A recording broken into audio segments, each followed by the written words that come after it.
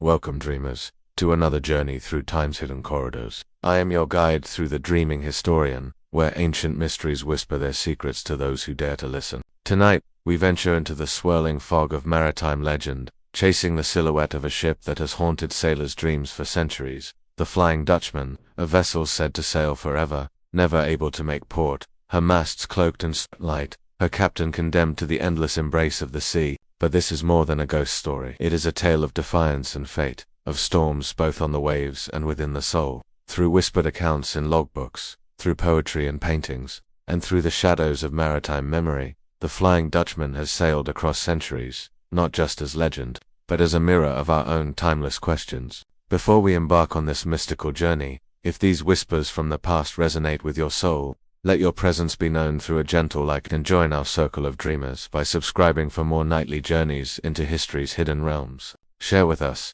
fellow dreamers, from which corner of the world you are joining tonight's contemplation. Let our global community of mystery seekers connect across time zones as we drift together into the past. Now settle into comfort, close your eyes, and let the ancient voices guide you into peaceful contemplation. The sea does not forget. Long before modern charts and steel-hulled freighters, the ocean was a realm of myth as much as map. Sailors, wrapped in wool cloaks and soaked in salt, stood on trembling decks and stared into moonlit waves, whispering stories not meant for daylight. Among these, none was more feared, or revered, than that of the ship that never came to port. The Flying Dutchman. It was not a name shouted from the crow's nest or spoken lightly below deck. It was a name murmured in rum and candlelight, as the ship creaked in uneasy silence, and the wind shifted as if listening. The earliest mention, they say, was in the late 1600s, an age when Europe's tall ships ventured to the far corners of the world in search of spice and empire. It was a time when men still believed in signs and portents, when the sea could swallow not only ships, but souls. But even in that age of superstition, the Flying Dutchman was different. This was not a tale of a storm-wrecked vessel, nor a lost fleet. This was a ship alive, though long since dead. A ship whose timbers never rotted, whose sails never tore. A ship eternally caught between one storm and the next, glimpsed in lightning, heard in fog, never anchored, never known. What gave rise to such a vision? To understand, we must first breathe in the atmosphere of that era, the smell of pitch and canvas, the low thunder of distant waves, the cry of gulls trailing a merchantman. For the sea was not only a means of travel, it was a testing ground of the soul. Mariners lived by rules older than kings. They spoke of omens in the waves, and feared certain birds and shadows. The sea was both cradle and grave, and the idea that something unnatural sailed those waters forever struck fear even into the bravest hearts. Legends of ghost ships are not rare. Nearly every coastal people has one. But the Flying Dutchman stands apart. She is not merely cursed, she is trapped. And at her helm is a captain who dared defy the will of the storm, and paid for it with eternity. This figure, often unnamed, sometimes called Van der Decken, is said to have cursed the heavens in the midst of a violent tempest around the Cape of Good Hope. Enraged at the winds that threatened to turn his ship, he struck the mast and swore that he would round the cape, even if it took him until the end of time. The sea, they say, took him at his word. From that moment onward, the ship was doomed. Its crew perished, yet remained. Its captain sailed, yet could never land. And so, the Dutchman became legend, a spectral ship seen from the edge of storms, glowing faintly, sometimes flying above the water as if time itself no longer mattered. But this is only the surface. What makes the Flying Dutchman linger, dream after dream, night after night, is not only the fear of a haunted ship, but the poetry within it, a soul bound by his own defiance, a captain forever staring toward a horizon he can never reach. Is it madness? Is it punishment, or is it love? Love for the sea, so deep and furious, that even death could not break it. Over the next chapters, we shall drift deeper into poems and paintings, into sailors' journals and operatic renditions, into accounts too strange to dismiss, yet too elusive to confirm. The Dutchman's sails are already on the horizon. Let us follow her. The sea is a place of boundaries, not of nations or maps, but of elements and will. It is where sky and water wrestle endlessly, and the Cape of Good Hope is where that battle becomes most ferocious. Cape storms are not gentle tempests, they are cathedral-high walls of water crowned with blackened skies. Winds scream like forgotten gods. Even seasoned captains whispered prayers when rounding that shadowed tip of Africa, and it was here, at this very edge of the known world, that the legend of the Flying Dutchman found its breath. The story begins. not with ghostly sails or pale green light, but with a man, a Dutch captain, bold and proud, whose name would be etched in simist and sorrow. Hendrik Van der Decken. Some accounts describe him as a man of ambition, others as a sailor cursed with obsession. All agree on one thing, that he sought to round the Cape even as the sky darkened and the sea rebelled. It was a voyage bound for Batavia, the jewel of Dutch trade in the East Indies. A cargo of spices, silks, and secrets lay in the hold. But more than goods, Van der Decken carried pride. He would not yield to nature nor delay his course for fear. As the storm gathered, crewmen begged him to turn back. They spoke of sea devils and whispered omens, but the captain laughed. He lashed himself to the wheel and shouted into the gale, daring heaven to stop him. "I shall round this cape," he is said to have cried, "though I must sail until doomsday." And the sea, ancient and listening, heard. Lightning split the sky, mast and sail caught the full wrath of the wind. Waves as high as cathedrals struck the hull like iron fists. Yet the ship did not break, nor did it move forward. It remained, locked in that storm, forever trying, never succeeding. Some say the ship vanished before the eyes of a trailing vessel, consumed by mist and thunder. Others claim it simply faded, still visible through the rain, sailing into nothing. The crew perished, yes, but not in the ordinary way. The legend says they did not drown. They transformed. Their flesh rotted, but their forms remained. Sailors forever trapped in their last desperate duties, pulling ropes, climbing, rigging, eyes vacant and glimmering with sea light. The captain remained at the helm, hands still gripping the wheel, gaze fixed on the storm that never passed. From that moment on, she became the Flying Dutchman, no longer a merchant vessel, now a symbol, a ship divorced from time, a reminder that to defy the elements is to flirt with eternity. But what was it truly? Was Van der Decken merely a man who refused to yield, or something more? In the centuries that followed, strange reports emerged. A British naval officer, George Barrington, wrote in 1795 of an uncanny sighting near the Cape, a ship sailing full against the wind, with no wake behind her. The Dutchman, he noted the glow around her masts like stormfire caught in glass. In 1881, a young Prince George of Wales, later King George V, claimed to see her too, near the Bass Strait between Australia and Tasmania. The lookout who first spotted her fell to his death hours later. The report was logged in the ship's records. Even more disturbing were the whispers that followed such sightings, storms that shifted course, crewmen who went silent, and compasses that spun with no cause. What had Van der Decken become? What force kept him tethered to the sea? Some suggest he made a pact not with the sea, but with something beyond it, a force ancient and unseen, bound to the tides and time. Others believe it was not punishment, but duty, that the captain had once committed some grave sin, piracy, perhaps, or worse, and that his sentence was to sail until the seas forgot him. But the sea does not forget, and so, the Dutchman sails on. There are sailors who claim to hear her approach in the night, a sudden drop in wind, a flickering light, the sound of creaking wood where none should be. A whisper, half dream, half warning, turn back or follow me into forever. It is not fear that fills these tales, it is melancholy, as if the Dutchman is not a threat, but a mirror, a glimpse of what happens when the human will outpaces the human soul. A man who loved the sea so deeply he would not abandon it, a captain who defied the heavens, and became a story whispered on the wind. And yet, she is still seen. From Cape Town to the Java Sea, from the coasts of India to the Southern Ocean, the Dutchman appears, not always fully, sometimes a shimmer, sometimes a shadow, always moving forward, never reaching shore. To see her is not to witness terror, it is to feel the great loneliness of the sea, a loneliness so vast it can swallow even time. And somewhere within that endless wandering, stands Van der Decken, silent, unmoving, eyes fixed on a shore that does not exist. But dreamers, do not yet turn away, for the storm is only the beginning. Let us now drift into the heart of the legend itself, the evolution of the myth, the spreading of tales across continents, and how the Dutchman sailed not only the oceans, but into the minds of poets, composers, and mystics. The waves still rise. The next chapter awaits. The sea, vast though it is, cannot contain a legend forever. Once born in the dark heart of a storm beyond the Cape, the tale of the Flying Dutchman did not remain adrift in southern waters. Like the tide itself, it surged outward, carried not only on the wind and wave, but through the hearts and tongues of those who had glimpsed her spectral sails.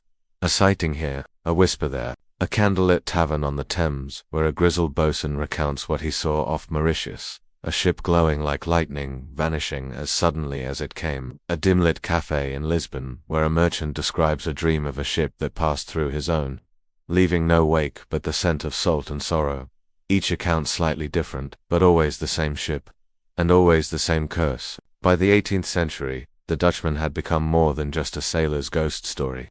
She had become myth, a living echo of man's defiance, wandering forever through the folklore of every port touched by colonial trade and seafaring dread.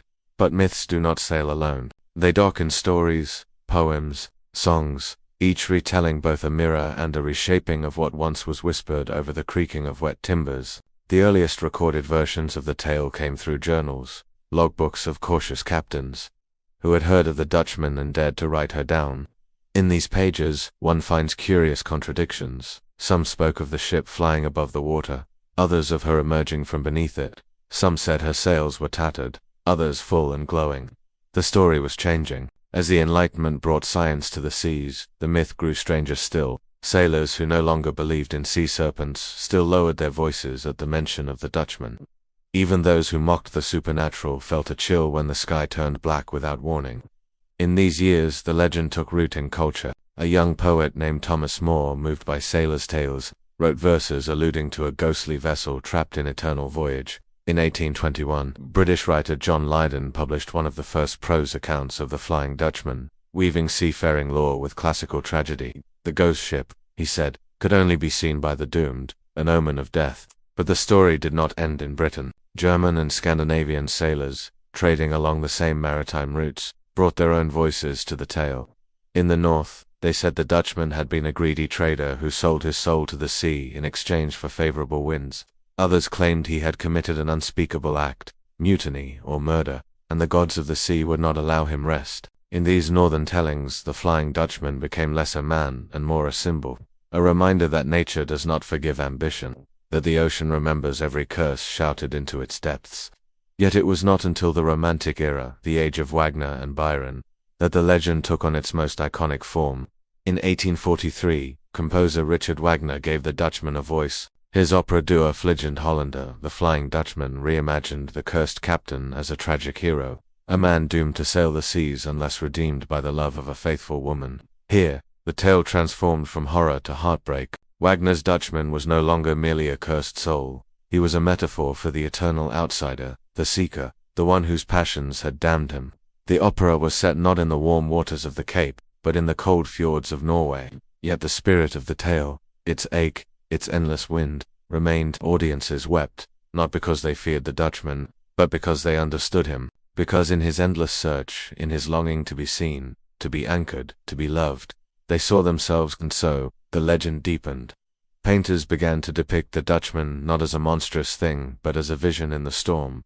Her sails blood red or ghostly white, her hull lit from within, her presence a ripple in time. One artist, Albert Pinkham Ryder, painted her in murky oils, a ship adrift in a sea of shadow, no horizon in sight. He called it the Flying Dutchman, but it might as well have been called loneliness. In literature, the Dutchman crept between the lines of Melville's Moby Dick and into the dreams of Coleridge's Ancient Mariner.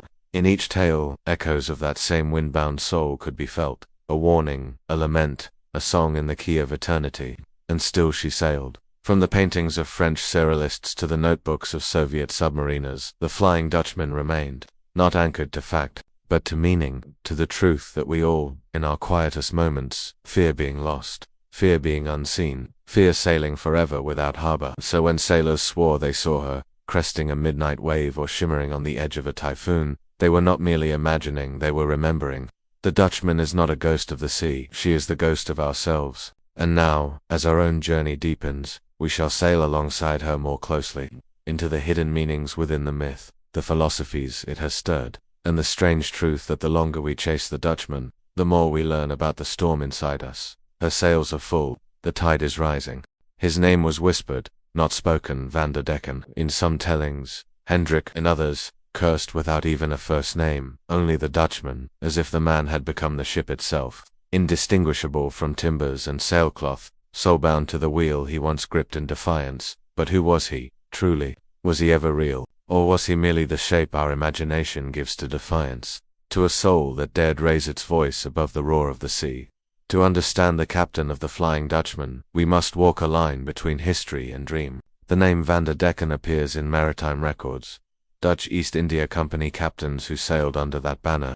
Some of them bound for the Cape, yet none fit the legend perfectly. It is as though the man himself existed not in one era but in all eras, not in one ship's log but in every soul who dared defy the storm. Still, the stories endure. He was said to be proud, unflinching. When the storm howled and the crew trembled, he stood tall. "I shall round this cape," he cried, "even if I must sail until the end of the world." And so he did. Some say the devil heard him, others say it was the sea itself, that ancient living thing, for in maritime myth, the ocean is no mere backdrop. It is an intelligence, a force, a presence that remembers, that listens, that waits. And when Van der Decken cursed the heavens and struck the mast in rage, the sea did not forgive. From that moment, his fate was sealed. But death never came. The storm took his crew. Their bones dissolved into salt. Their cries faded into wind. And yet, he remained at the helm. Eyes locked forward, alive, though lifeless, doomed to command a ship, no longer bound to this world. And so he sailed. Year after year, century after century. No port would accept him, no wind would grant him passage. Time itself folded around him like fog. Sailors who claimed to see him said he stood still, unblinking, his clothes unchanged, his beard neither growing nor retreating. Some said his skin was grey as driftwood, others claimed it glowed faintly, like sea phosphor at twilight, but none who saw him doubted what they had seen. He was not of this world. In some stories, he tries to send letters ashore, messages written in strange script, pleading for deliverance, wrapped in black silk, flung to the decks of passing ships. Those who open them, it is said, are never seen again. In others, he sings, a voice drifting across the waves, low and mournful, in a language no longer spoken, but felt in the marrow, a song of longing, of despair, of the endless ache for rest. And always, he is alone. The crew, once doomed with him, have vanished from many modern accounts. The Dutchman now sails not with the damned, but with silence, a captain with no companions, a man with no end. He does not age, he does not speak, he simply sails. And in this there is a sorrow deeper than death. For to die is to return to the earth. To decay is to belong, but to be suspended between worlds, to move endlessly but go nowhere, is to be forgotten by even the laws of existence. In time, philosophers began to see in Van der Decken not just a ghost, but a mirror. He is the eternal overachiever, the one who would not yield, who shouted into the storm rather than bow before it, and in doing so became untouchable and unloved. The modern age has its own Van der Deckens, figures who push past human limits in pursuit of greatness, only to find themselves alone at the summit. The myth resonates not because of its spooks, but because it whispers of the danger in becoming untethered from others, from the soil, from the heart, from the limits that make us mortal and thus human. In Wagner's opera, Van der Decken seeks redemption, a woman's faithful love that might lift the curse. Yet even that thread ends in tragedy. For the one who wanders too long often forgets what home even is, so he continues. He sails past modern ships, unnoticed by radar, appears in the corner of satellite images as a smear of fog. Lights flicker on the horizon, and seasoned mariners turn their heads in silence. They know there is no saving the Dutchman, no storm to sink him, no coast to welcome him, only the deep, and the endless, and the sound of a wheel turning in windless air. Tonight, he sails still, somewhere on a sea with no stars. Perhaps he is near. Perhaps his hull passes silently beneath the hulls of freighters, of yachts, of Coast Guard cutters. Perhaps a child dreaming on a ferry glimpses him through the fog and forgets the vision by morning.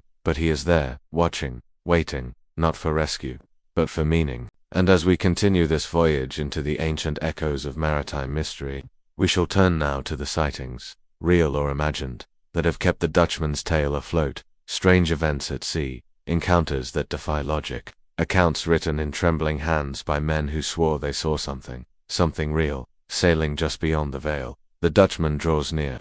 Let us follow her misty wake.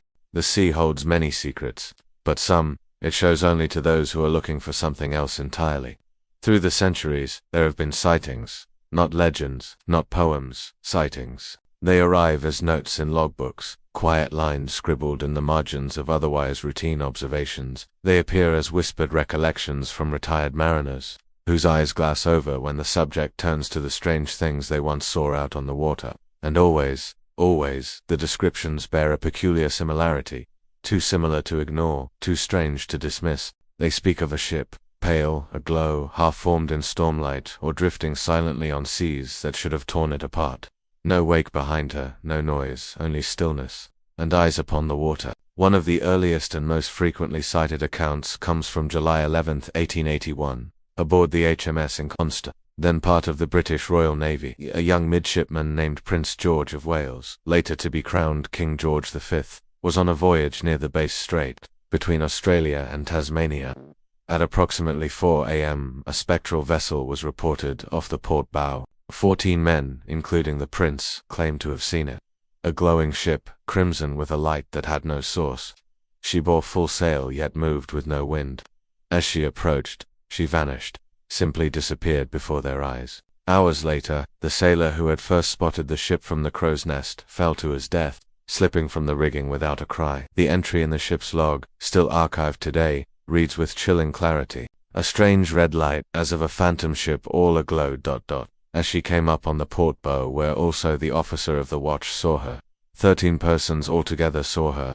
At 10:45 a.m., the ordinary seaman who had this morning reported the Flying Dutchman fell from the foretopmast cross trees onto the topgallant forecastle and was smashed to atoms. The language is cold, naval, factual, but behind it lies the ancient tremor of recognition.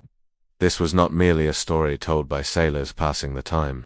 This was seen by royalty, by seasoned officers, by rational men of the sea, and it is far from the only account. In 1835, Captain Marryat, a respected novelist and former naval officer, recounted a story told to him by 2 officers of the British Navy, who had encountered the Dutchman in the waters near the Cape of Good Hope. They claimed they fired a warning shot at what they thought was an approaching, unlit vessel, but the ball passed through the ship as though through fog. It kept sailing, no sound, no change, and then it was gone. The accounts differ in detail, but not in essence. The Flying Dutchman appears when least expected, often just before a storm, sometimes in the dead calm, always silent, always unreal. There are records from Portuguese explorers, who charted the southern Atlantic, stories passed down from whalers in the Arctic, who spoke of a ship with no crew drifting past icebergs in total silence.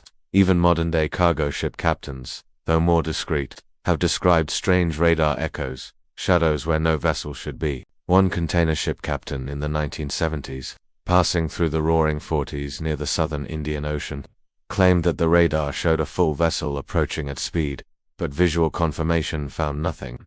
Just the open sea, and a fog bank glowing with a light he could not explain. He later spoke of the air going still, of the instruments fluttering, of a shadow on the horizon that remained fixed, even as the ship moved. It was only years later, in a pub in Cape Town, that he recognized the legend he'd unwittingly stepped into.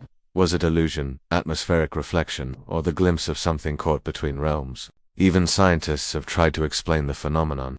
Fata Morgana, a mirage created by light bending over layers of air at different temperatures, has been offered as an answer. And certainly, such illusions do exist. Ships can appear to float, lights can shimmer in impossible ways, but no mirage explains the silence, the foreboding, the instinctive sense shared among every witness, that what they saw was not meant to be seen. For the Flying Dutchman is not just a vision, she is a presence. Some describe feeling a weight in the air before she appears, a pressure, as if time itself holds its breath. Others say the ocean changes, becomes still, or unbearably restless.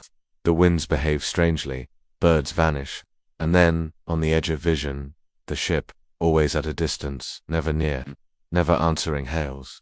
She seems aware, yet unreachable, alive, but empty. Those who look too long speak of dreams afterward, of endless oceans, of steering a ship with no crew, of searching for a land that will not appear. Perhaps this is her gift, or her curse, to show us not only what haunts the sea, but what haunts ourselves. The sightings persist into the modern era. From ghost hunting forums to maritime discussion boards, reports surface. A cargo worker in Argentina, a fisherman in the Falklands, a sailor crossing the Southern Ocean who refuses to speak of what he saw, only saying, "She was real, and she was watching me." The Flying Dutchman does not crash into cliffs, he does not attack, she does not sink ships or scream through the air. She simply is, the watcher, the reminder, that even the sea, with all its fury, remembers its ghosts. As we sail deeper into the heart of the Dutchman's mythos, our course will now turn toward those who interpreted the tale, the poets, painters, composers, and seekers who gave the Flying Dutchman shape beyond the sea. The eternal captain continues his voyage. Let us follow the ripples into imagination's deepest waters. Some stories drift like mist across the ages, others crash like waves into the hearts of dreamers and never leave. In the year 1843, the legend of the Flying Dutchman found a new vessel, not of timber and sail, but of strings and stage, voice and silence. It came not from the sea, but from the soul of a man whose own spirit was as storm-tossed as the myth he would immortalize. Richard Wagner. He was no sailor, yet he understood storms, the internal ones, the aching kind, the restlessness that grips the heart like a rising tide. In the Flying Dutchman, Wagner did not see a ghost, he saw himself, and in doing so, he reshaped the myth into something altogether more tragic, more human, more eternal. His opera Der Flying Hollander, The Flying Dutchman, was born from a voyage through the stormy North Sea in 1839, during which Wagner was nearly lost to the waves. The memory of that night haunted him, the loneliness, the blackness, the sense that time itself had fractured. From that memory he created music, and from music, a mirror. In Wagner's telling, the Flying Dutchman is a cursed man, doomed to sail forever unless redeemed by the faithful love of a woman. Once every 7 years, he is permitted to come ashore to seek her, but if he is betrayed, the curse continues. If she proves true, he may finally rest. It is a shift from the older tale. Not a captain cursed for pride, but a soul punished for reasons never quite named. And yet, in this ambiguity lies the power of the story. The Dutchman is no longer just a warning. He becomes a symbol of Sehnsucht, a German word that has no perfect English translation. It means longing, but deeper. A yearning for something lost, or never had.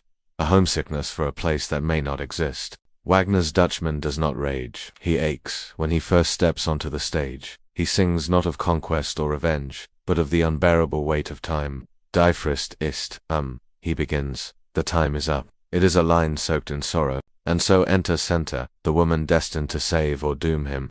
She is not afraid. She is drawn to the story. Obsessed with the portrait of the ghostly mariner, she sings of his legend before he ever arrives. In some versions, she is seen as mad. In others, a martyr. But always, she represents hope, and the question of whether love can truly redeem the broken. The opera ends in tragedy, of course. Senta sacrifices herself to prove her love, throwing herself into the sea. The Dutchman, overwhelmed, vanishes, and in that moment, both are freed. Not by magic, nor by triumph, but by acceptance. By the peace that comes with surrender to something greater than suffering. And so Wagner gave the Dutchman a new legacy. No longer just a sailor cursed for blasphemy. Now, a soul searching for meaning in a world that forgets. The music of Der Flying Hollander does not feel like other operas. It heaves like the tide. The strings swirl like wind. The horns rise like the creak of old wood.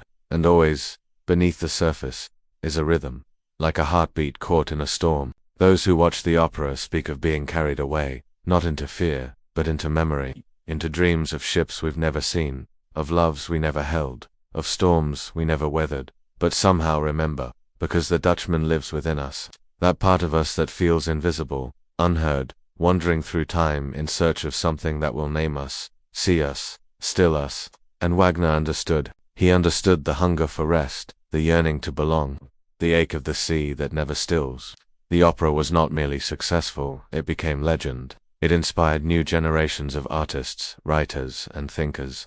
It drew the Flying Dutchman out of the fog of sailors' tales and placed him squarely in the pantheon of the great tragic figures, alongside Faust, Orpheus, and the Wandering Jew. In doing so, Wagner redefined the sea, not as a place of fear, but of echo, a stage for longing, for redemption, for music older than words. And so, the myth endured.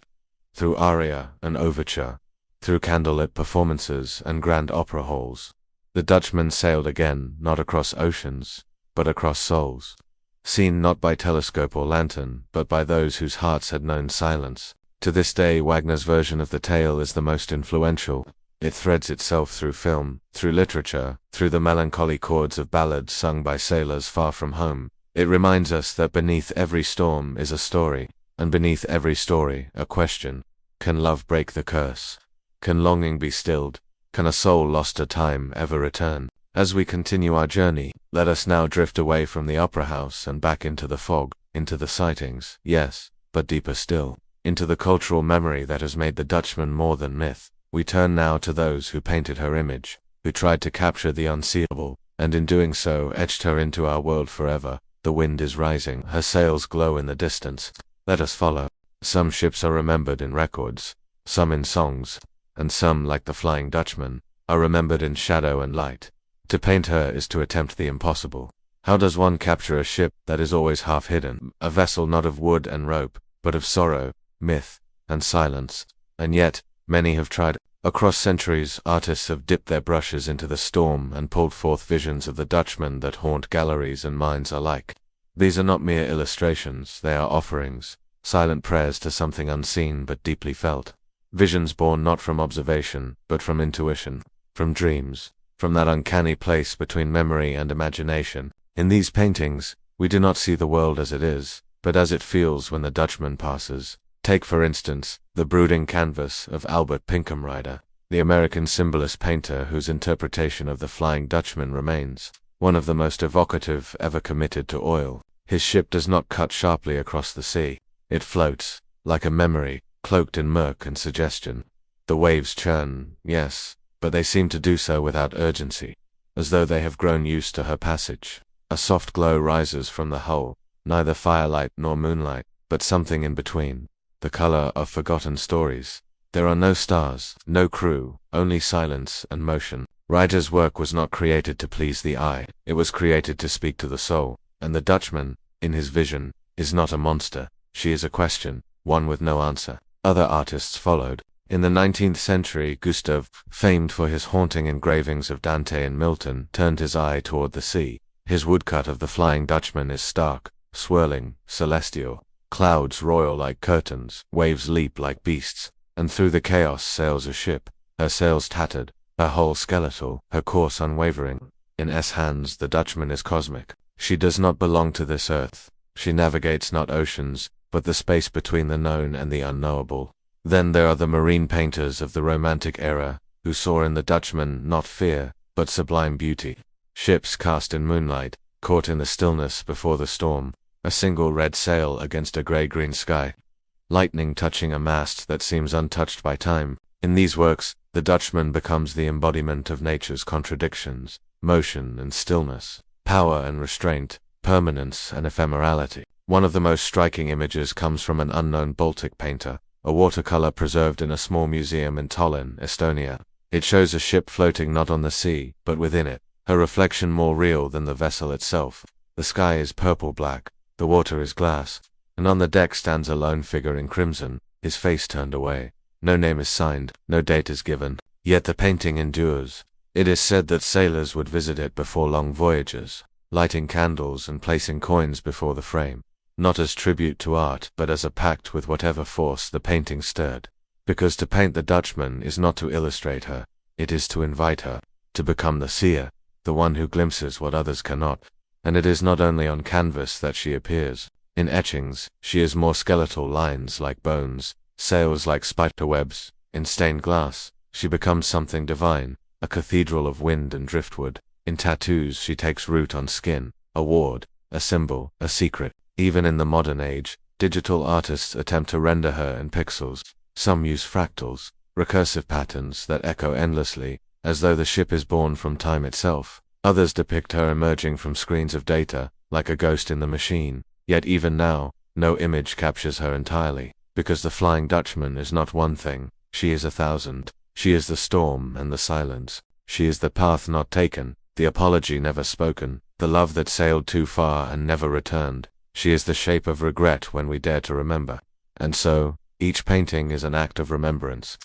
Not of a ship, perhaps, but of the part of ourselves that still listens for creaking masts in the wind, that still watches the horizon when the clouds roll in, wondering, hoping, fearing, remembering. Art, then, becomes not the record, but the ritual, a way of anchoring the unanchorable, a way of saying, I saw her too. And as we continue this voyage, we leave the canvas behind and step into the world of language, into poetry and story, into the writers who gave the Dutchman not just form, but voice. Let us now drift into ink and parchment, into verse and whisper. to see how the Flying Dutchman sailed across pages and into the dreams of readers far from any sea. Her sails are turning again, let us follow. Long before the Dutchman appeared in opera halls or glowed from paintings brushed in stone, she moved through the world on the quiet wings of language. The sea has always been a birthplace for story, but the Flying Dutchman is something else. Not merely a tale, but a shadow that slips into the ink of others, haunting their sentences like a half-remembered dream. To write her is to write around her, never fully seen, never fully explained, but always felt. The earliest whispers emerged in sailors' logs and maritime journals, practical utilitarian documents where myth was not welcome, and yet, in the margins, the Dutchman crept. One captain would note a sudden fogbank where none should be. Another would record a glowing ship seen briefly in the lightning flash, gone before the thunder rolled, and in time, the name came. The Dutchman. No explanation needed. Just a name, scratched in hurried script, as if even that much might summon her. But it was not until the pens of poets and novelists touched her story that she began to grow beyond the sea. In 1790, George Barrington, an Irish adventurer and writer, included mention of the Flying Dutchman in his voyage to New South Wales. It was a brief reference, yet potent, planting the ghost ship into printed memory. Barrington was not alone. In the years that followed, the legend began to ripple outward, catching the imagination of those far from the sound of waves. Samuel Taylor Coleridge, though never explicitly naming her, channeled her essence in the rhyme of the ancient mariner. A ship trapped in stillness, a cursed voyage, a captain tormented by forces larger than himself. The Dutchman, in spirit, haunts every stanza. Coleridge's lines drip with salt and madness, and the albatross around the mariner's neck feels not unlike the eternal voyage of Van der Decken, a burden carried across time. Then came Washington Irving, the American writer who wove ghostly tales into the forests and rivers of the New World. In his short piece, The Storm Ship, he describes a phantom vessel seen near the Hudson River, crewed by Dutchmen doomed to sail forever. Though localized, the DNA of the Flying Dutchman pulses beneath the prose, a transplant of old-world myth into the soil of a new nation. And there was Heinrich Heine, the German poet whose retelling of the Dutchman legend inspired Wagner's opera. In Heine's version, the captain is neither monster nor martyr, but a tragic soul suspended between redemption and damnation. The prose glows with melancholy, like the sea at dusk. Through Heine, the Dutchman found not just visibility, but voice. She was no longer just seen, she was heard. He is condemned to wander the seas, without rest or peace, Heine wrote, until he finds a woman who will love him truly and faithfully unto death.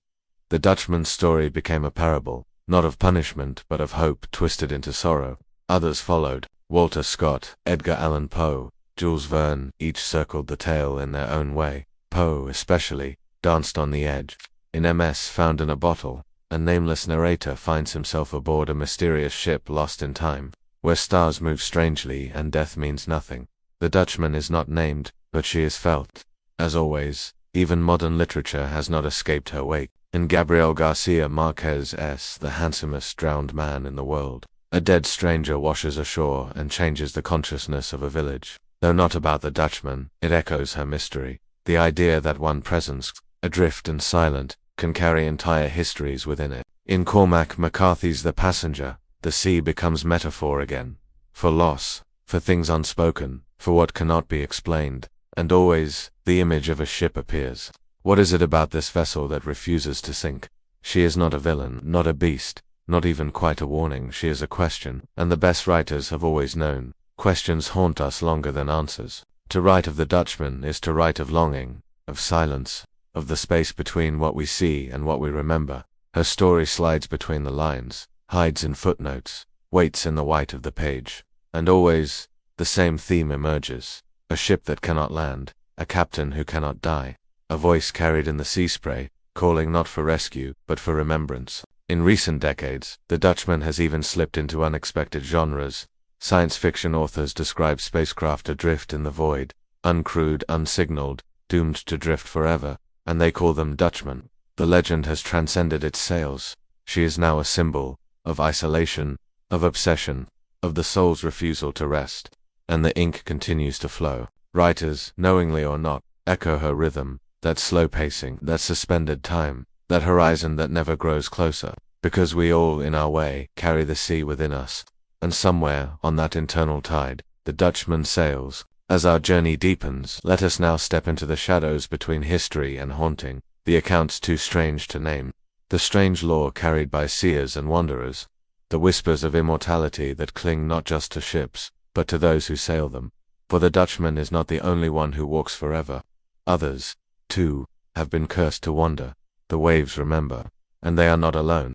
The sea is not the only place where time unravels. It is simply the one we fear the most. Beneath the stories of the Flying Dutchman lies a deeper, older myth, the tale of those who vanish into the fog of the world and do not return, souls lost not to death, but to something stranger, to silence, to time stretched, to thin, to curses that whisper instead of roar. The Dutchman is the most famous of these figures, the eternal captain sailing without end, but he is not alone. Across cultures, across continents, there are echoes of others like him, beings who defied the natural order, who swore oaths they could not take back, who disappeared not with a scream, but with a sigh, and who linger still in places where the veil grows thin. The Wandering Jew, perhaps, is his most well-known cousin, a figure cursed to roam the earth until the end of days, for mocking Christ on the path to crucifixion. But like the Dutchman, the tale has transformed. The Wandering One is no longer a villain, but a reflection, a soul caught in infinite twilight, a man who outlived meaning. He too appears in art, in literature, in stories passed down by candlelight, and like the Dutchman, his curse is solitude, not fire, not chains, but time itself. Then there are the Green Children of Woolpit, medieval England's strangest guests. 2 children emerged from a pit near the village of Woolpit, skin tinged green, speaking no known language. They claimed to come from a land with no sun, a perpetual twilight. One died, the other vanished. Were they travelers, cursed, or simply glimpses of another world that brushed against ours? There is Bran the Blessed, from Celtic myth, who sailed west in search of the Isles of the Dead. When he returned, he found centuries had passed, and none knew his name. He stepped ashore and turned to dust. Another sailor unmoored by time, another soul whose home had forgotten him. And then, Urashima Taro, the Japanese fisherman who rescued a sea turtle and was taken beneath the waves to a palace of wonder. When he returned, the world was changed, his village gone, his family dust. The sea had stolen time from him, or gifted him too much of it. The Flying Dutchman sails in their company, not physically, but mythically. He is the sailor's echo of a greater fear, that we are not masters of time, but its passengers, that we may go seeking wonders, and never find the way back. And perhaps more chillingly, that if we did return, no one would remember us, that our names would fade, our footprints wash away, and our voices would carry only on the wind. Even in modern lore, this thread continues. Pilots vanish in the Bermuda Triangle. Climbers disappear on Everest, never to be seen again. Ships are found adrift with no crew, meals half-eaten, instruments intact. The Mary Celeste was not the Flying Dutchman, but her stillness bore the same chill, a vessel with no answer. In each case, we are haunted not by what we know, but by what we don't, by the silence, by the absence. And this is where the Dutchman becomes more than legend. He becomes metaphor for grief that lingers, for people who drift away, for those whose stories we never finish writing. Some say the Dutchman is not cursed at all, that he chose the sea, that he is not looking for rest, but avoiding it, that to dock would mean facing what he left behind, the promises broken, the crew lost, the self he used to be, and so he sails, because to stop would be to remember, and perhaps to remember would be unbearable. We, too, have such moments when we drift through days untethered, when we feel unseen, when the world moves around us like a tide, and we feel ourselves slipping. It is in those moments we understand him best, not as a ghost, but as us. As the chapter closes, we leave the mythic and return to the sea, but now, with new eyes, for in the tales of those who vanished, we see that the Dutchman is not an anomaly. He is part of a pattern, a tide, an echo of the human fear of being forgotten, and of the deeper, more sacred desire to be remembered, to be anchored, even if only in story. Let us now return to his ship, to the lonely helm, to the captain who still stares toward a horizon that will never arrive. For in the next chapter, we seek the meaning behind the myth, not just what happened, but why it endures. The tide draws us nearer. The Dutchman waits. What is a curse? Is it a punishment handed down by gods or storms or ancient forces beyond our reach? Or is it something quieter, something we carry within, like a shadow stitched to the soul? The Flying Dutchman has long been called cursed, but rarely do we ask, what does that truly mean? We speak of Van der Decken's defiance, of how he swore to round the Cape, even if it took him until the end of time. We imagine the sea as judge and jury, condemning him for his pride. But such a tale, though thrilling, seems too simple. Curses, real ones, are not imposed, they are chosen. Not in one moment of rage, but over many small refusals to turn back. The Dutchman's curse may not be punishment at all. It may be the consequence of longing.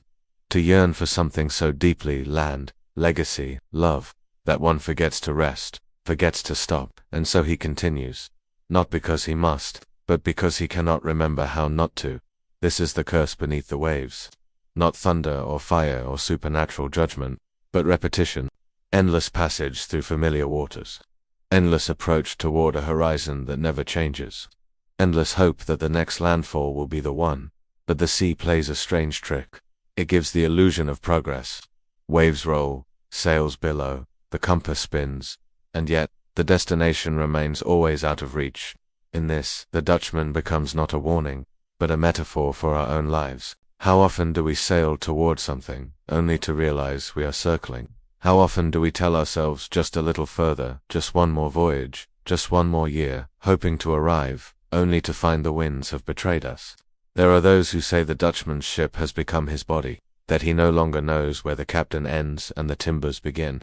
The wheel turns on its own, the sails catch wind without command, and still he stands at the helm, unaware that he no longer steers. Is this not what happens when the dream becomes more important than the destination? When the journey becomes so eternal that it forgets why it began? Such is the weight of the Dutchman's legend. It is not only a tale of punishment, but of obsession. A reminder that when we give ourselves fully to an idea, a mission, a desire, we must be careful not to vanish within it. The curse beneath the waves, then, is this: to lose the self in service of the voyage. And yet, there is a kind of grace in it too. The Dutchman, after all, continues. He does not surrender. He does not sink. Though the world has changed, though empires have risen and crumbled, though maps have rewritten the edges of oceans, he sails still, and perhaps, in his endless wandering, there is a strange kind of devotion to stay, to endure, to remain faithful to a course no one else remembers. Is that not a kind of holiness? Some mystics have even suggested that the Dutchman is not cursed at all, but chosen, a guardian of the thresholds between this world and the next, a reminder that there are forces still unmeasured by science or scripture, that beneath the waves lie not only wrecks and whales, but truths we are not ready to name. They say he appears when a ship is on the brink of ruin, of revelation, of some turning point in the hearts of those aboard, and in that moment, when the fog parts and the ghost ship is seen, the watchers are changed, not frightened, not cursed, but quieted, as if reminded that time is thin and the sea is wide, and we are all just passengers on something older than the stars. So let the Dutchman sail. Let his curse be not a burden, but a mirror. Let him remind us that obsessions must be held gently, that longing is sacred, but dangerous, that stillness, too, is a form of movement. As we drift onward, let us now explore the ways in which the world has held on to this legend, not in tales alone, but in ritual, in place, in the quiet acts of memory that anchor the myth to the present. For the Flying Dutchman may be ageless, but the world has not forgotten him, and perhaps that is his salvation. Legends fade, stories dissolve in the winds of time, but not this one. The Flying Dutchman, impossibly, improbably, remains. She lives not only in paintings or poems, but in the quiet rituals of those who have never seen her, and perhaps never will. Her story is anchored now not just in the ocean, but in us, in our imaginations, in our fears, in the little acts of remembrance passed down like heirlooms in sailors' lore, in coastal towns, and in windswept harbors. These are not grand ceremonies. They are smaller, subtler, a lantern lit on a stormy night, placed not out of necessity, but tradition. A sailor muttering a quiet prayer before a long voyage, not to a god, but to the sea, and to the ship that might appear in the fog. A tattoo of a ghostly schooner inked onto weathered skin.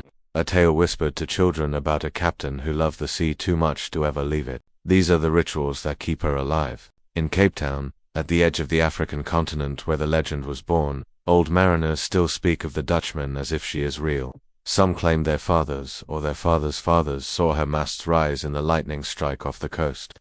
One fisherman refuses to sail in August, convinced it was in that month the Dutchman passed him by and turned the sea to glass. There is no shrine, there are no temples, but the ocean itself is the altar, and the wind carries memory like incense. Elsewhere, in coastal villages of Cornwall, some still mark Dutchman's Day, not officially, not with parades, but with stories. A drink poured into the tide, a lantern hung in the attic window, facing the sea, a hush falling over the tavern when the fog rolls in. They say that when the Flying Dutchman is near, compasses fail, radios crackle, dreams turn strange, and so, people remember. Even in lands far from water, the myth finds shape. At maritime academies, cadets are taught celestial navigation, engine maintenance, and, quietly, superstition. No one writes it into the syllabus, but every sailor learns. Never speak of her lightly. Never name her aloud when crossing Cape Horn. And if you see her, do not follow. Ritual is what remains when belief turns to respect.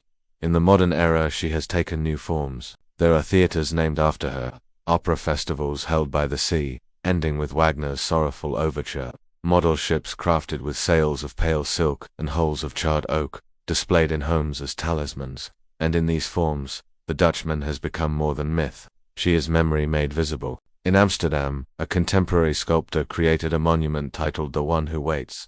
It is a sleek, silver outline of a ship suspended midair, designed to catch the sunrise in its hollow frame. Locals leave tokens there, bits of driftwood, old coins, letters sealed but never sent. No explanation is posted, but all who pass understand. Some rituals are not taught, they are inherited through silence, and so, she persists. In dreams, in lullabies, in warnings carved in the bones of stories. Even the digital age has not dulled her sails. Online forums exist solely to track sightings, often tongue-in-cheek, sometimes earnest. Digital art recreates her against cosmic backdrops, sailing the edge of galaxies. Filmmakers resurrect her with special effects, but always, the true haunting lies not in the visuals, but in the silence between dialogue.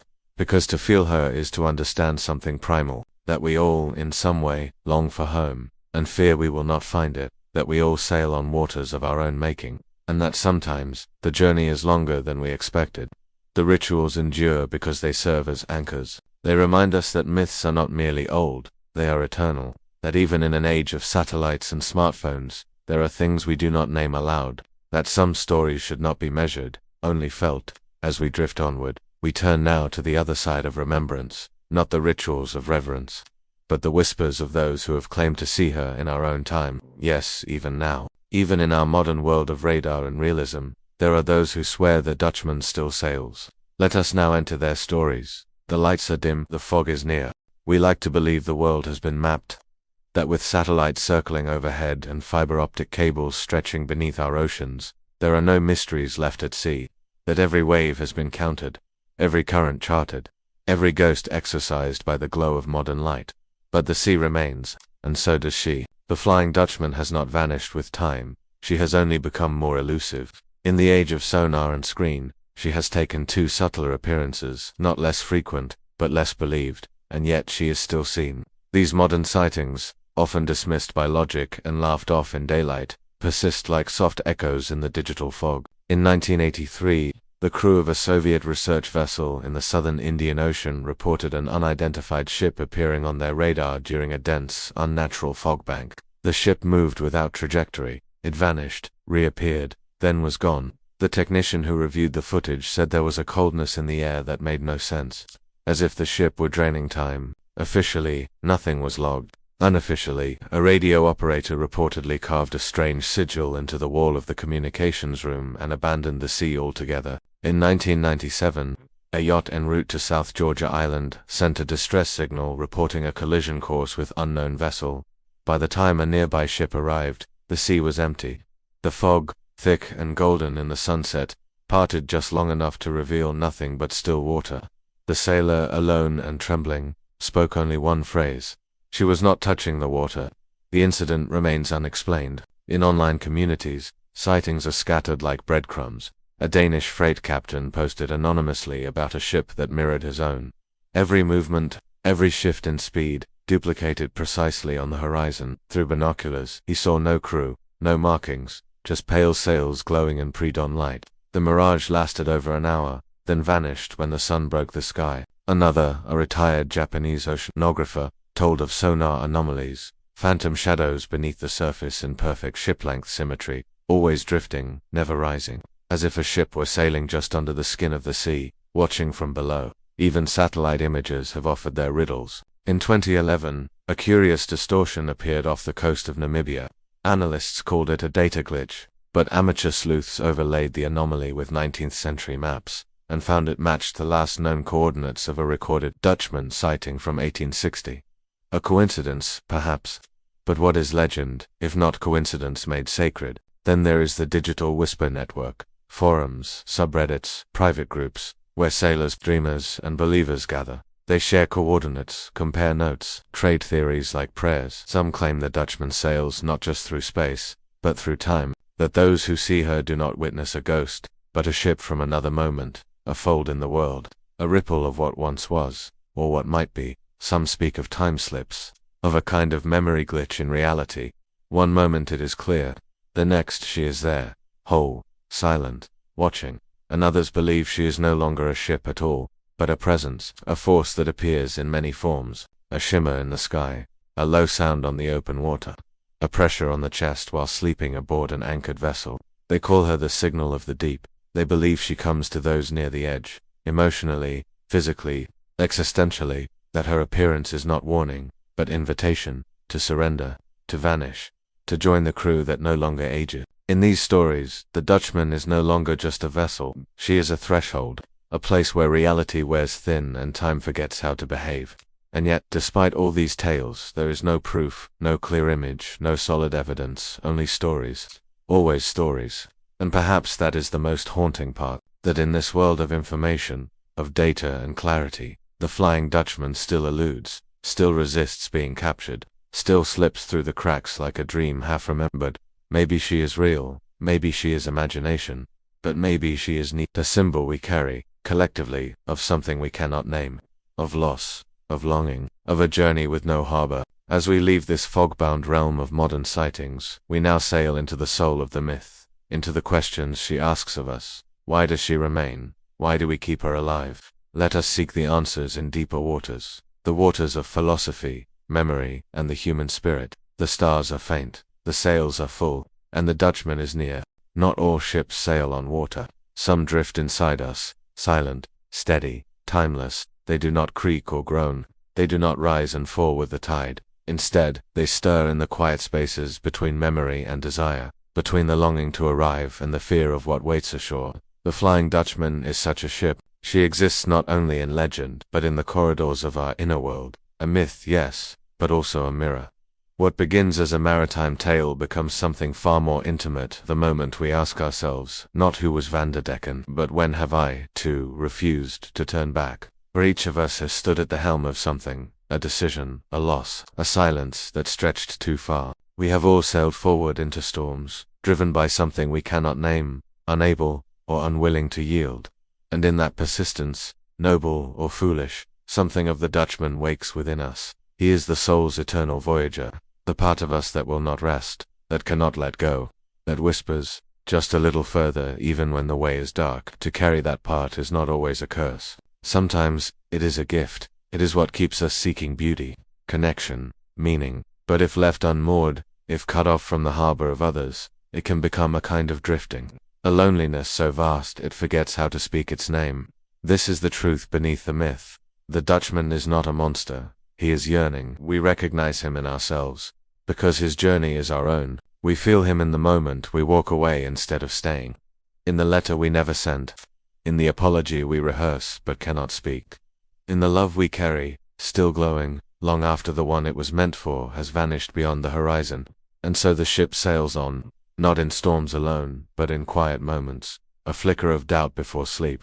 A memory of something unfinished. A dream in which we're always arriving, but never home. Carl Jung, the Swiss psychologist, once wrote of archetypes, figures that live within the collective unconscious.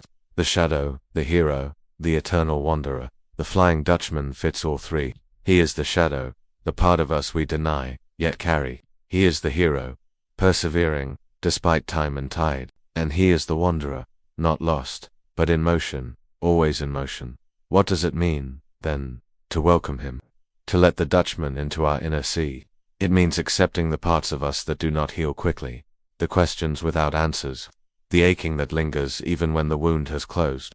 To embrace the Dutchman is to embrace impermanence, and yet it is also to believe in endurance. He keeps sailing, not because he is strong, but because he has no other choice.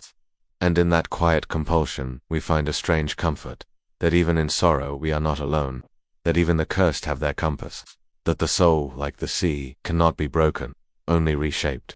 Perhaps the Dutchman does not seek salvation, perhaps he seeks to be seen, and perhaps that is all any of us are truly doing, sailing through the days, through joy and fog, waiting for a moment when someone will point from the shore and say, "There, do you see it? You're not alone, I see you." And in that seeing, in that small act of witness, the ghost becomes story, and story becomes something sacred. As our voyage nears its turning point, let us now descend once more into history, into the bones of the sea, to ask if there is any truth at all behind the tale. Did a ship once vanish? Was there ever truly a Van der Decken? Or is the truth even stranger, not found in one man or one voyage, but in all who disappear beneath the tide of time? Let us seek the evidence, such as it is. The ocean may yet reveal its secrets.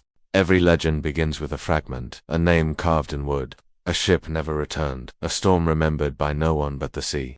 The Flying Dutchman is no exception. For all her spectral grandeur and mythic weight, she likely began, like so many ghost stories, as a whisper among weary sailors, a real ship perhaps, a real captain, a voyage lost, then retold, again and again, until facts softened into fog, and the ghost ship rose from it. But can we trace her origins?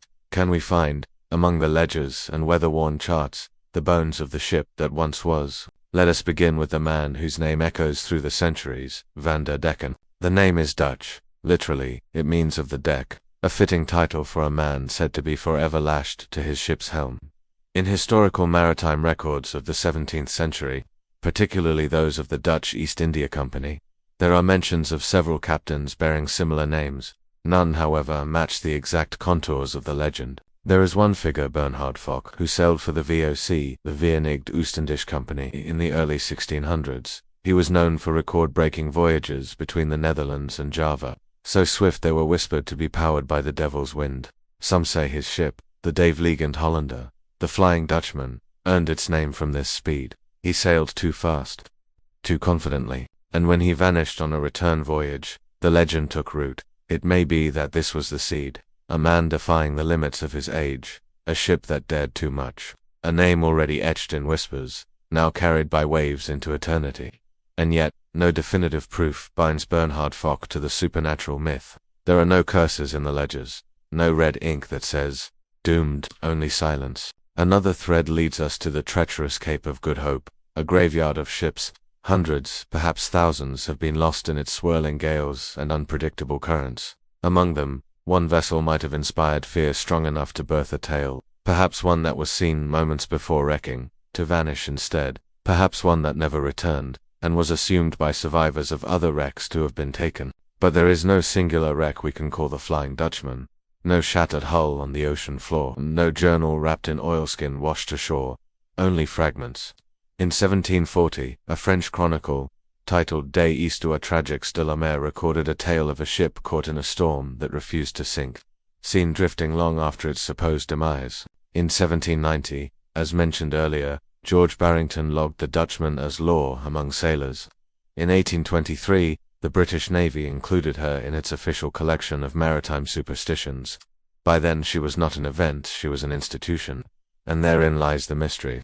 The more one searches for proof, the more the Dutchman recedes, not because she isn't real, but because her reality is not of the sort that fits in museums. She is historical whether her story drifts through centuries, not as data, but as pressure. A shift in the room when her name is spoken, a chill in the rigging when the wind dies suddenly, a silence in the eyes of an old sailor who has seen too much. And so, we begin to realize, perhaps it is not evidence we need, perhaps it is meaning.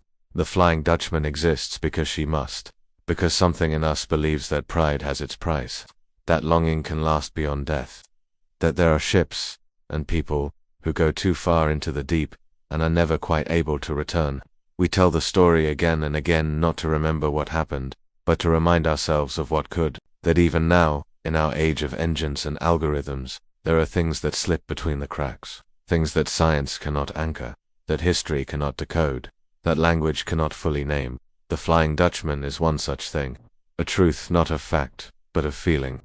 As we prepare to leave the sands of evidence and return once more to the waters of imagination, we ask, if the ship never was, why do we all know her? If Van der Decken never sailed, why do we still hear his name in the creak of the mast and the sigh of the tide? Perhaps it is not the ship that is lost. Perhaps it is we who are seeking something, and in her glowing sails we glimpse it.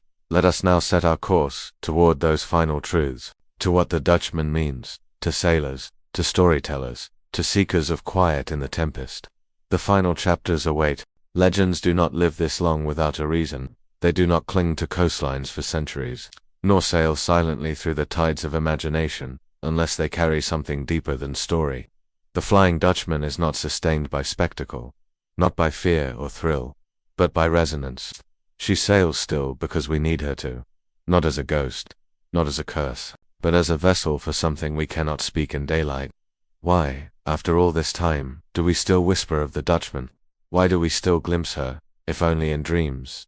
That distant ship, aglow with moonlight, moving against the wind, because she holds our questions. She is the shape we give to that great, aching mystery at the heart of the human condition. The mystery of movement without arrival, of yearning without end, of stories we live but never finish. The Dutchman is not about punishment, she is about unfinishedness. We live in a world obsessed with arrival, with resolution, with a neat ending, the dock, the port and the storm. But life rarely offers such things. More often we drift, we wander, we hold on, we search, and sometimes we forget what we were searching for. The Dutchman reminds us that this, too, is sacred, that not all voyages must end, that there is beauty in the wandering, meaning in the motion, grace in the persistence. She also teaches us of isolation, of what happens when we lose connection, when our course becomes our cage, when we forget how to ask for rescue. But woven into her sails is a thread of hope, too, because every telling of the story asks, in its own quiet way, what if she could be seen? What if someone reached out? What if, just once, a voice from the shore answered? The Dutchman survives not because she frightens us, but because she moves us. We see ourselves in her silhouette. We too are caught in loops. We too sail forward with old wounds stitched to our hulls. We too wake at night and wonder, have I gone too far to turn back? In this way, she becomes a companion, a silent witness to our own unspoken voyages. And perhaps this is why artists continue to paint her, why composers continue to hear her in the wind, why poets, centuries apart, echo the same sorrowful chords when they speak of ships that cannot land. She is not a story we tell, she is a question we live, and each generation answers her in their own tongue. To some she is a warning, to others a love story, waiting to be finished. To some, she is the soul of the ocean itself. To others, a reminder that we are never truly alone on our journey, even when the horizon offers no comfort. She sails in literature, in dreams, in music, but she also sails in our own hearts, when we persist through grief, when we hope despite silence, when we keep walking, even when we no longer know the path. And so, the Dutchman still sails, not because the sea will not release her, but because we will not, because we need her, not to scare us, not to save us, but to remind us that some stories are not meant to end. They are meant to echo, to unfold like mist over open water, to guide us, gently, into the truth that some mysteries are not meant to be solved, but held. As we near the final turn of this voyage, let us now pause and look back over the waters we have crossed. We have seen the Dutchman in history, in dream, in song and painting and whisper.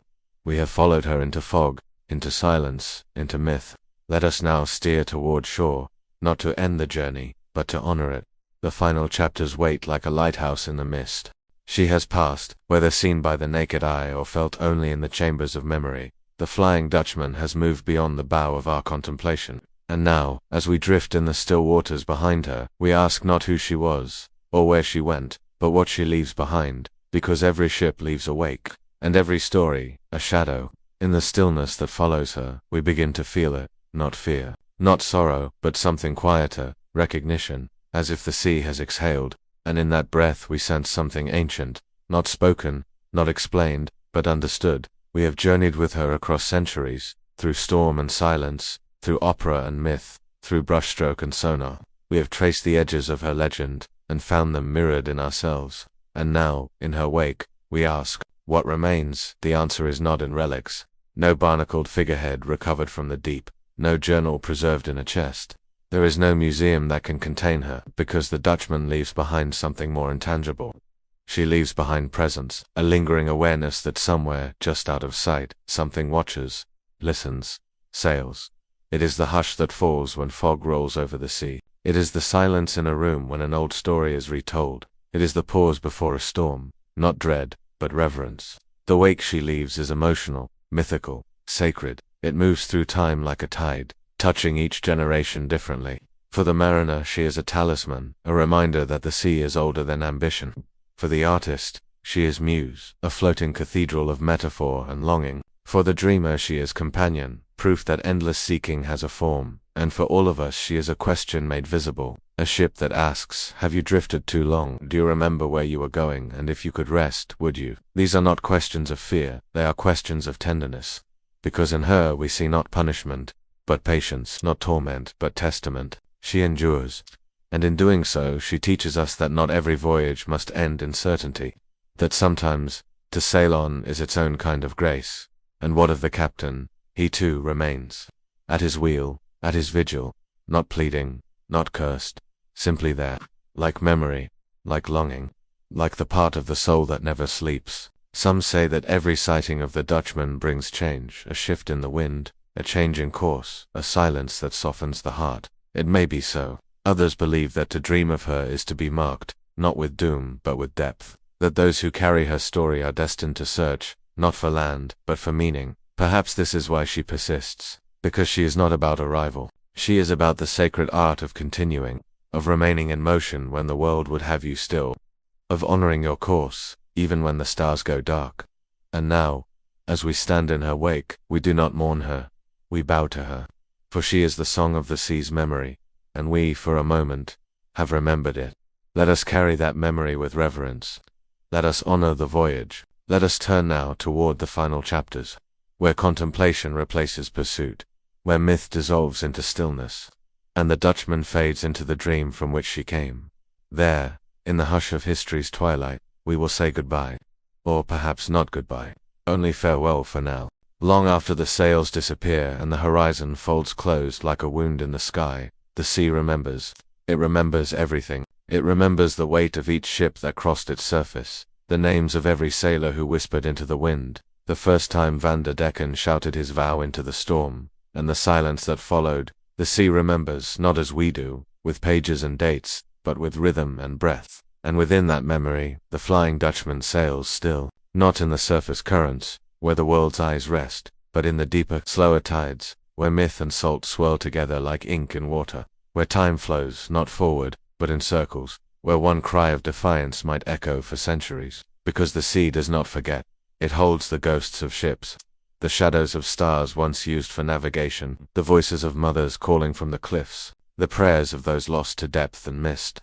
And somewhere within that infinite remembering is her.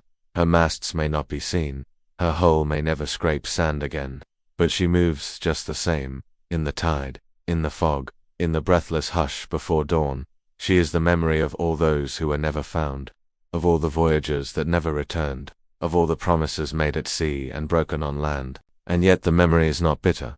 It is solemn, it is deep, it is holy, because the sea's memory is not like ours, fragile, fragmented.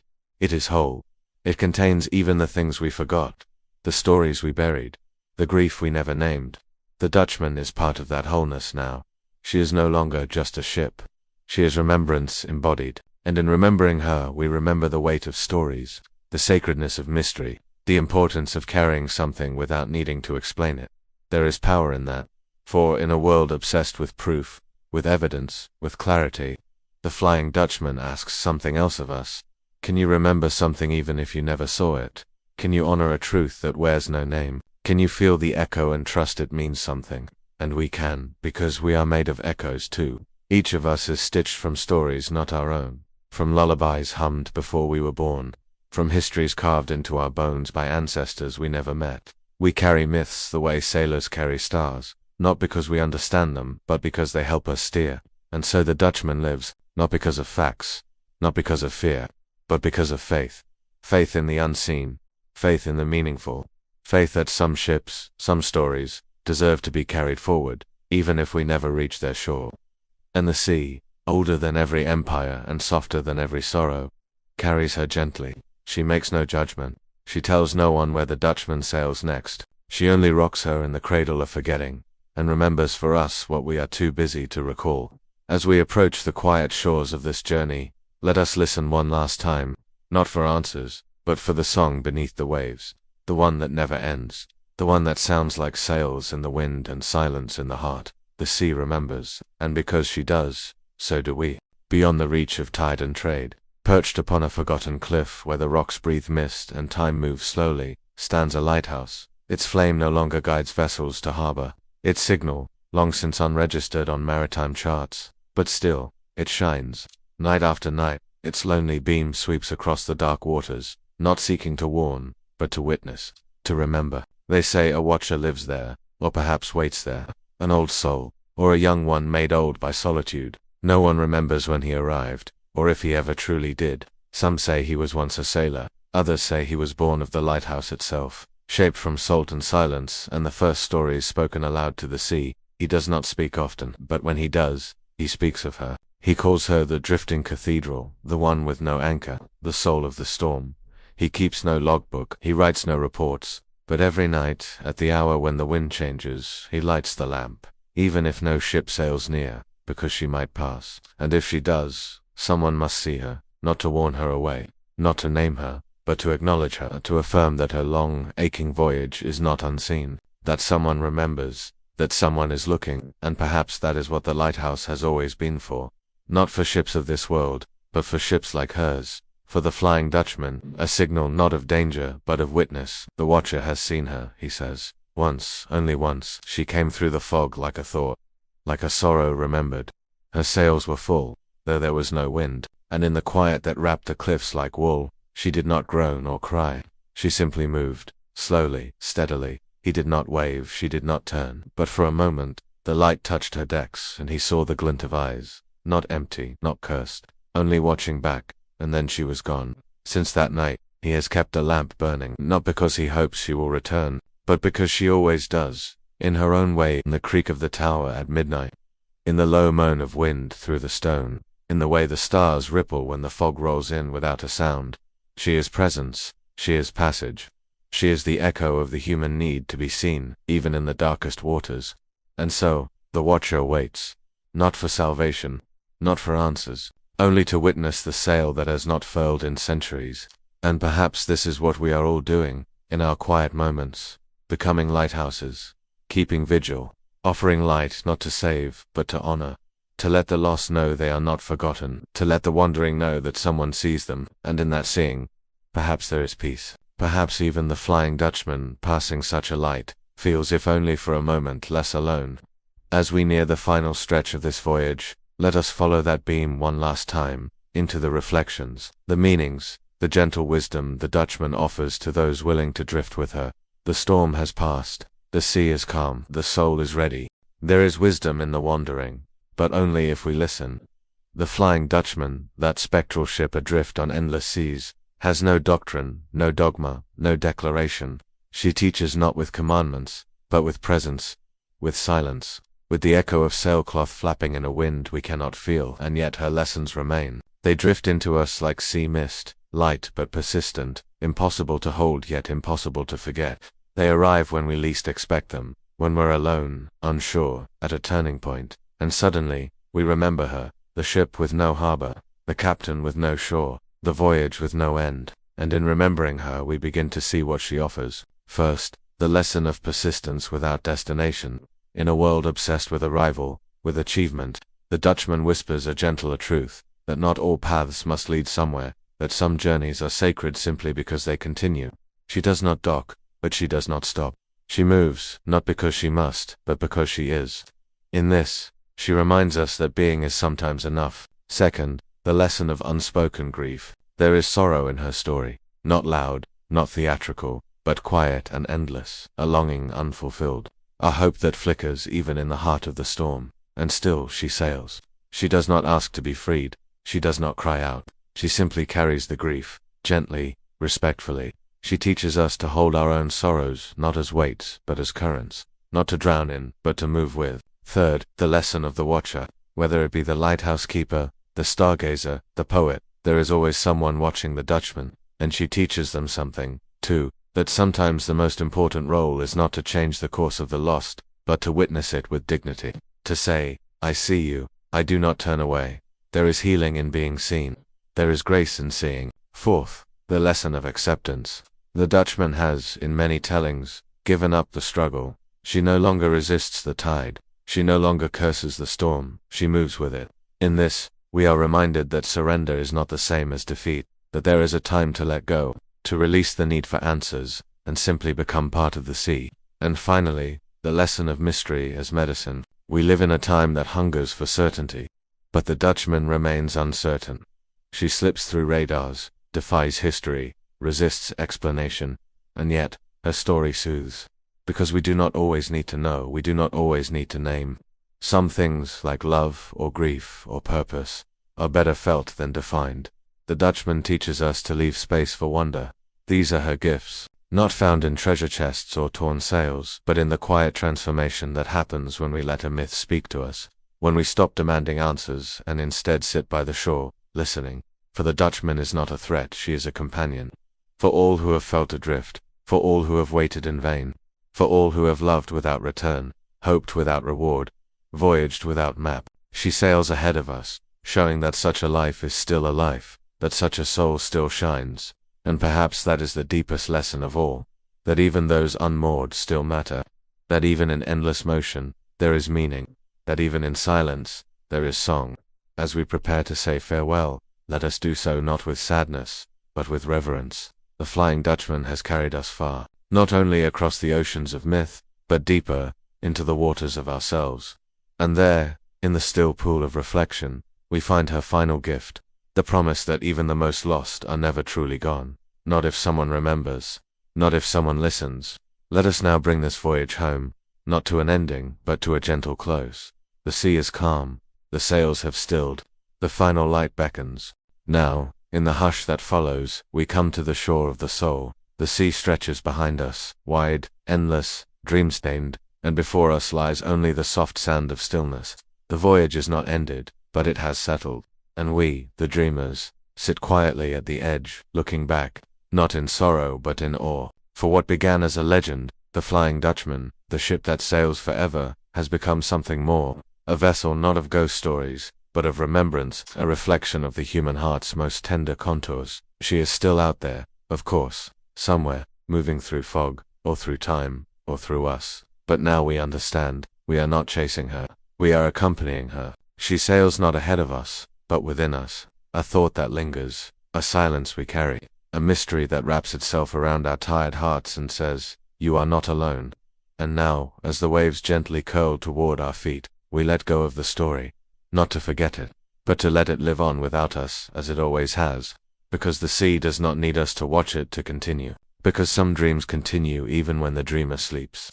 The Flying Dutchman sails on, unseen, unmoored, unending.